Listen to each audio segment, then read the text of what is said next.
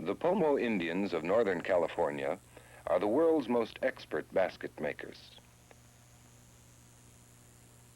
To serve their needs throughout life, they created a great variety of baskets, handsome forms with harmonious decoration. Baskets for special uses during certain seasons of the year. The handled seed beater and burden basket for harvesting wild seeds. Baskets used in special places. For underwater, the loosely woven double fish trap, or a small woodpecker trap for use on a tree. For land, a long quail trap.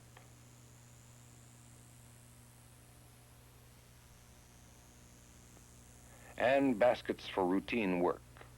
A hopper without a bottom to hold acorn meal on the grinding stone. Baskets for sifting and storing food. And cooking baskets woven so tightly they are used for boiling liquids with hot stones. Baskets for transport. The Pomo baby began life in a sitting cradle. And large wide-mouth baskets for bearing heavy burdens or carrying the light fibers for making new baskets. Where other Indians used clumsy or fragile containers of hard and heavy materials, the Pomo utilized light, durable, and expertly made baskets.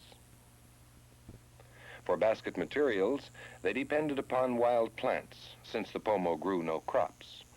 They often walked far, hunting choice twigs, roots, and bark, vine and rush. But within their own territory, especially around Clear Lake, they found many good materials. The dogwood furnishes warp rods for twined baskets. Both roots and branches of the white willow provide warp elements and foundation rods. From the rootstock of the sedge comes the most frequently used white weft material. A black weft element is produced from the root fiber of the bulrush. The bark of the redbud furnishes both a red and a white weft material. These are 6 of the 12 materials used in Pomo baskets. All 12 are found near Clear Lake. This Pomo woman is gathering redbud branches in the springtime. Basket materials were sometimes gathered as they were needed during the spring or summer, though they were mostly harvested in the autumn. The bulrush must be dug from the mud of the marsh to obtain its thick rootstock. Only the central column of this rootstock may be used. It will become the black weft element used in making basket patterns. But when the outer coating is stripped off, the central column is a pinkish color. In order to transform it into a velvety black, it must be properly treated. Buried for several months in a mixture of ashes and thick black mud, these pink fibers will change to the rich black. A modern treatment uses a special dye to produce a more permanent black in less time. The roots of sedge are found, with the help of a digging stick, in the deep sandy loam of river bottoms.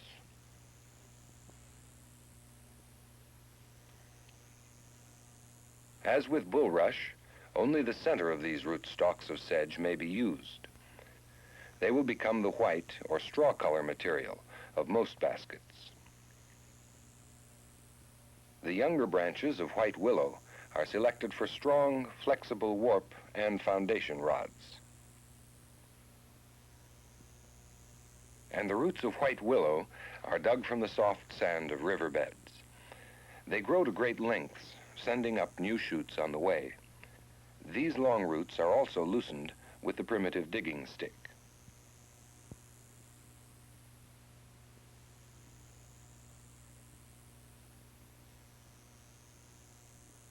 When separated, a strand may run 20 feet in length.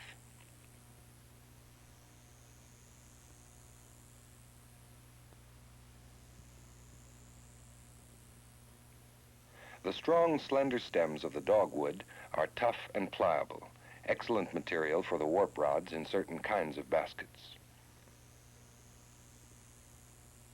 Hazel warp rods are used to a slight extent. Preliminary preparation of the materials may be done near the gathering place. The green stems of dogwood are first stripped of leaves. For some baskets, like the seed beater or fish trap, the bark may be left on, but usually it is removed with the sharp edge of an obsidian flake.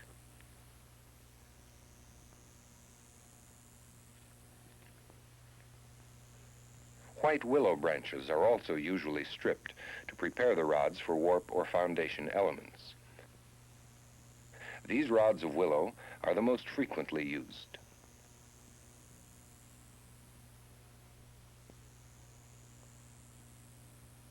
The branches, peeled or unpeeled, are stored in bundles.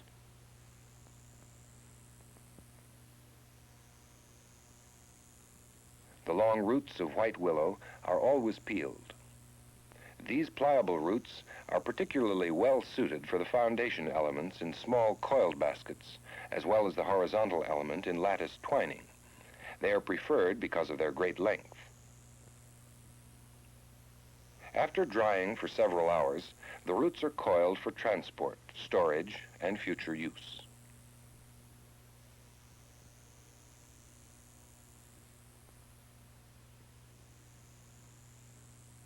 The root stalks of sedge are first split to divide the central column.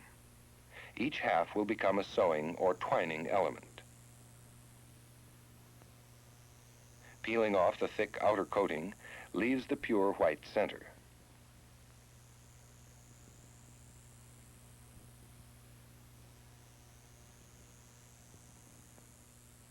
Properly dried and bundled or coiled, the materials were ready to be carried, often many miles, back to the home village. There they might be used immediately or stored until needed. Soaking in water restores their flexibility. This makes them ready for the last step in preparation. Final preparation goes on as basket making progresses. Willow rods are dressed down to the required size with an obsidian flake. Here a strand of sedge is drawn through a tight loop to remove the tiny fibers that remain after preliminary dressing.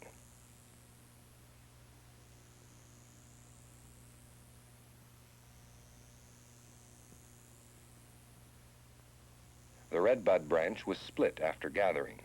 The bark is now peeled away from the inner woody fiber. It is this flexible bark which provides two colors of weft material, the outer surface red, the inner surface white. With the obsidian flake, each strand is trimmed to the proper width as its edges are smoothed. Redbud is the only red fiber among the Pomo's common basket materials. Two others are black and 7 white. In addition, split grapevine and tule stem were used in special baskets. The weaver patiently prepares each element until it is ready for twining or coiling, smoothed, even, and pliable. Except for the obsidian flake, the sharply pointed awl is the only other tool used by Pomo basket makers. Otherwise, baskets are made entirely with the hands. Ancient awls were made from the leg of the deer by sharpening the cannon bone. Modern awls are made by setting sharp steel points in ornate wooden handles.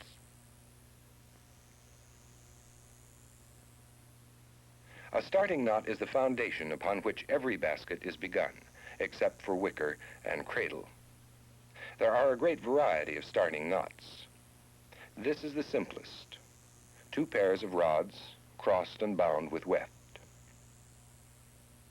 Pomo basket makers developed 10 basket-making techniques, many more than any other tribe. 6 are twining techniques.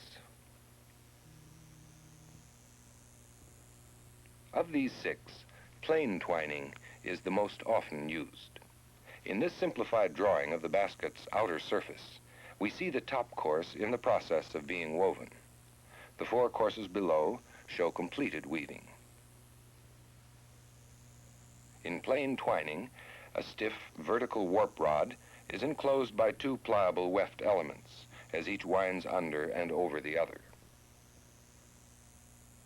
The pitch of this weaving, as with most, is downward. 1 weft element is shown in red to demonstrate how it alternates with the second.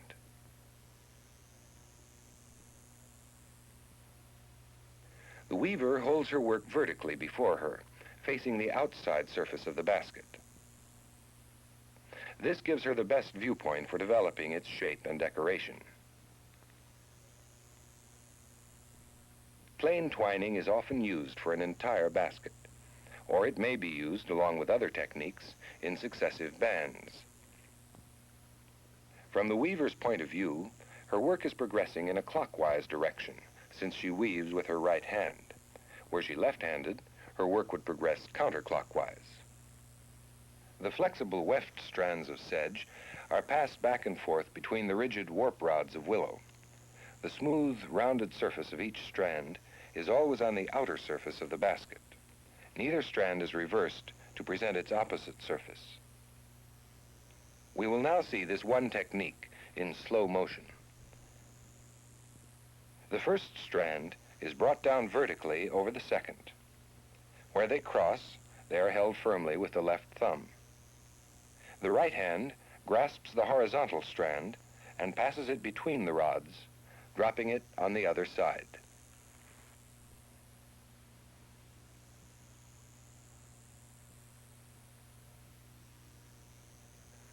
The vertical strand is next brought up into the horizontal position. The left thumb now shifts the next vertical rod over.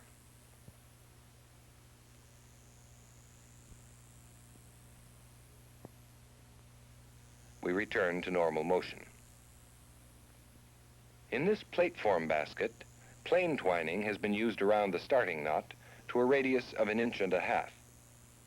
The next inch is a band of diagonal twining, which includes the zigzag made with redbud. Beyond this, plain twining is resumed. Diagonal twining differs from plain twining in 2 details. The pliable weft strands enclose 2 warp rods instead of 1, and successive courses include alternate warp rods, resulting in the diagonal appearance of the finished weave. This gives diagonal twining its name.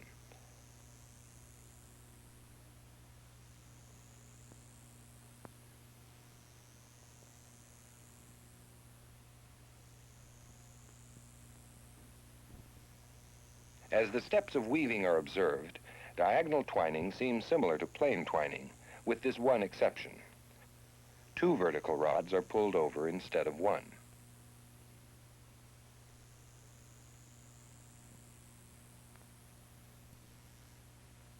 Wrapped twining is an unusual technique which has the finished appearance of diagonal twining on the outer surface. A single weft element is looped between each pair of vertical warp rods. As it loops behind, it wraps around a pliable horizontal element running along the back of the rods. Viewed from the inside of the basket, the loops of the outer weft element appear vertical as they are drawn tightly around the horizontal element.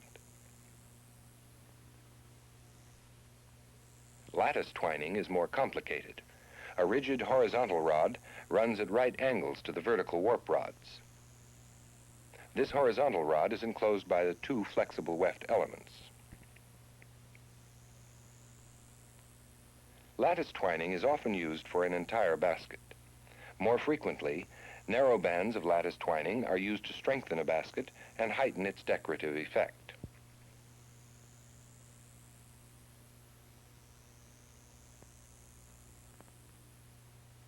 The rigid horizontal rod projects to the right.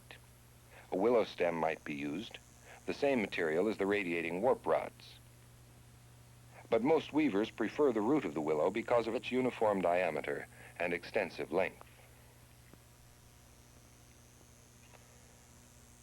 As the weft element binds this horizontal rod into the basket's outer surface, it becomes a continuing spiral within the weaving, similar to the foundation rod of a coiled basket. Except for the inclusion of this rod, the technique of lattice twining is essentially the same as plain twining.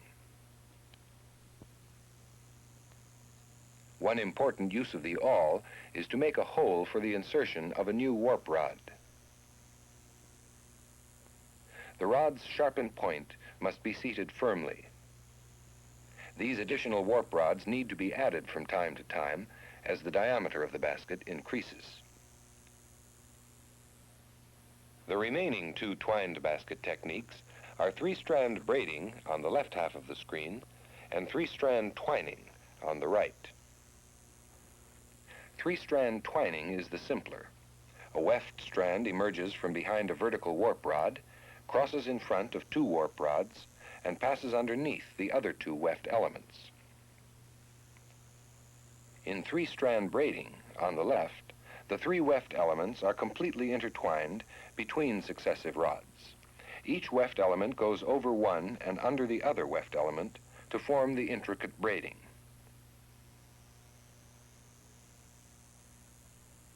We will see the more complicated technique of three-strand braiding demonstrated. Unlike three-strand twining, which may be used for an entire basket, three-strand braiding is only used near starting knots.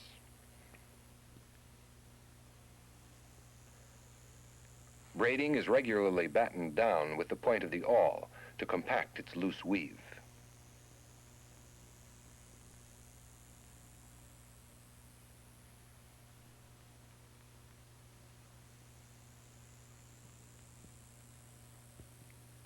The weaver places one weft strand under the second and over the third strand as she passes it between the warp rods.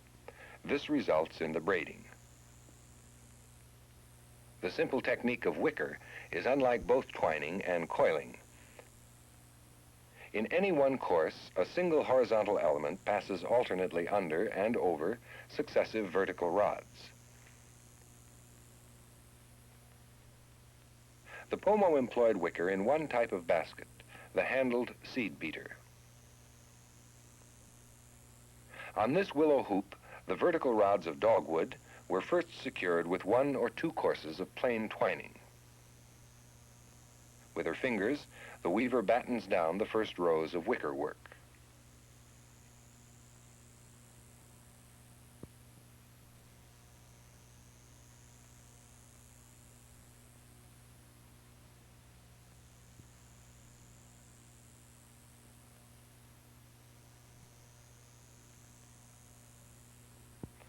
A bundle of woody fibers is woven into the wickerwork in both the right and the left side. These strengthen and help to fill the bed of the seed beater. She is using the pliable bark of the redbud for the horizontal element. The vertical rods are thin branches of dogwood. These unstripped twigs were very often used for both warp and weft elements in the seed beater.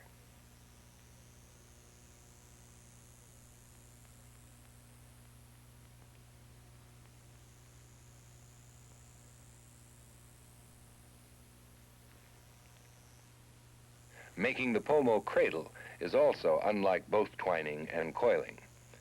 Its many sticks are held with twine in this special way. Each stick is bound to the others by what may be called twin half-hitches, made side by side around the vertical rods and enclosing a single horizontal rod or string in the center. U-shaped rods form the sides and bottom of the cradle. The back is being filled in with straight rods, which are being woven together by courses of twine.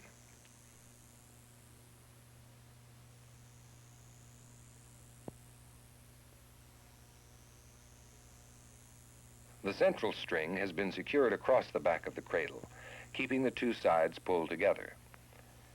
A course of binding is being tied across this central string, enclosing it as it goes.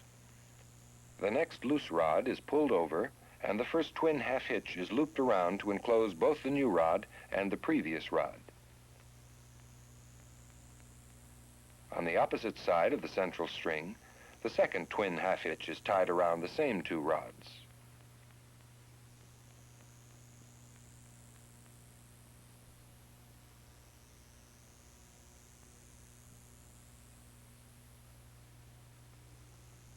With tule padding, lacing, and tump line, the cradle was finished. The simplest coiling technique uses a single rod for its foundation.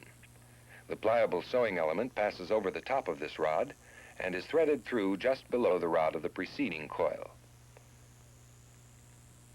As the sewing element spirals around the two foundation rods, it forms the smooth outer surface of the basket. The basket maker uses the awl to make the hole for each stitch. She then passes the sharpened point of the sewing element through the hole. The loop is then pulled tight.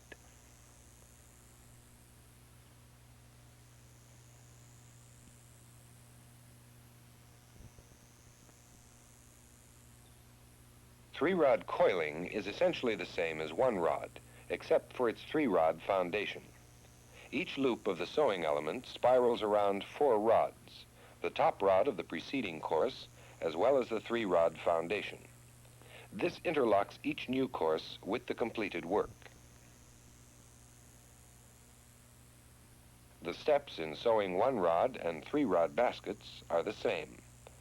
Willow rods form the foundation. The flexible sewing element is sedge, except when designs are added with redbud and bulrush.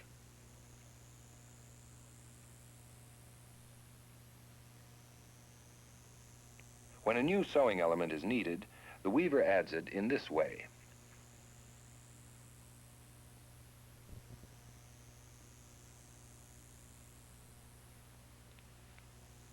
After inserting the new element, she draws it through, loops it over, and firmly anchors the end.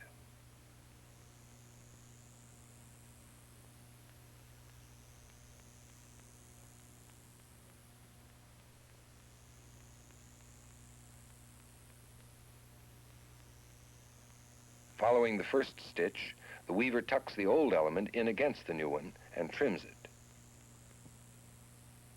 She then continues coiling.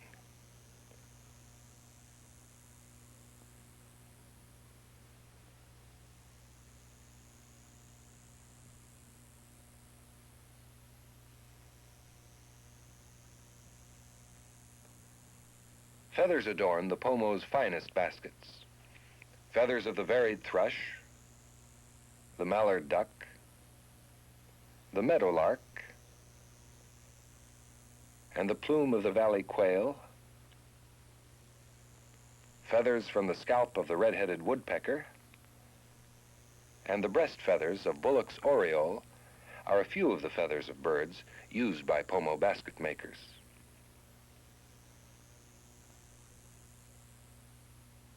Each feather is prepared by rolling it between thumb and forefinger to compact the quill end.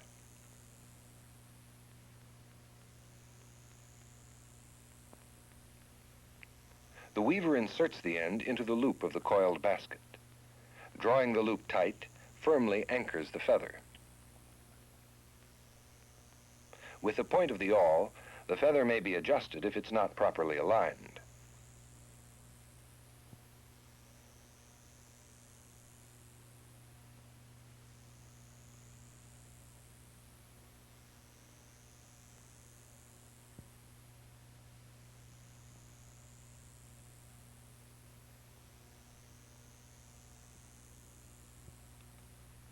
The completed basket shows how neatly the feathers overlap, covering the entire surface.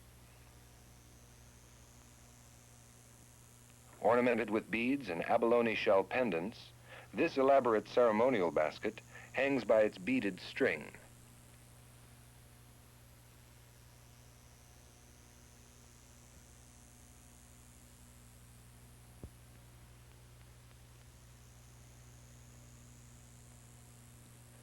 Pomo baskets have been made in a great variety of shapes and sizes, all variations of several basic forms. Globose baskets are one of the most frequently made forms. Shallow plate form baskets are used every day to prepare and serve food. The truncated cone is always coiled and more rarely made. Conical baskets are often bell-shaped. Used in harvesting and for carrying loads, these burden baskets have wide mouths and are often very large.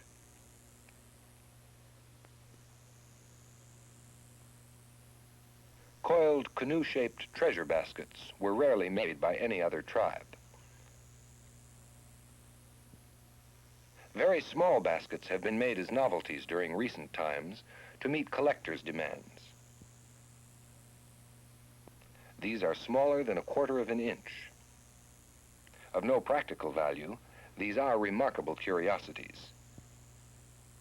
They are evidence of the basket maker's dexterity.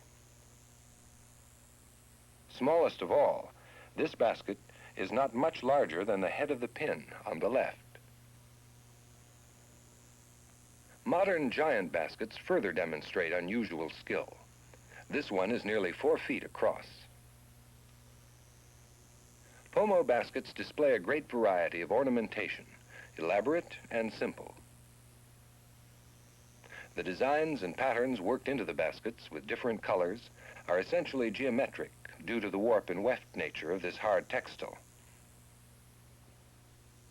There are 7 basic design elements, including the straight line, the zigzag, a favorite figure, rhomboids, rectangles and diamonds,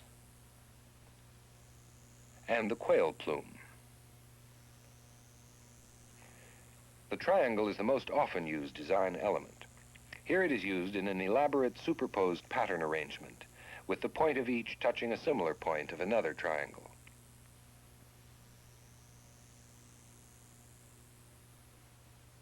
The basic elements were repeated and combined into patterns, which are arranged in one of 5 ways. This banded design is the most predominant pattern arrangement. Below the border finish are 4 bands using the triangle as dominant figure in great variation.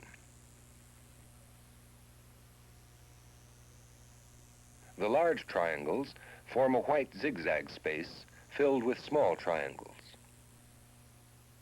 Rhomboids fill the zigzag space in the next band. A dark zigzag is placed within the white zigzag here. Diagonal patterns are also frequently used. Opposing diagonals combine to make a crossing design. On a few coiled baskets, vertical and individual pattern arrangements appear. Of all Pomo baskets, the most exquisite is the sun basket.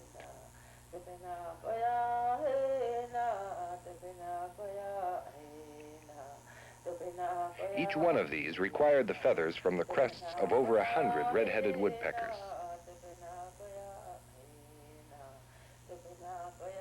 Famous and highly prized, this rare ceremonial basket represents the height of Pomo artistry and skill, an expression of beauty by the world's most expert basket makers.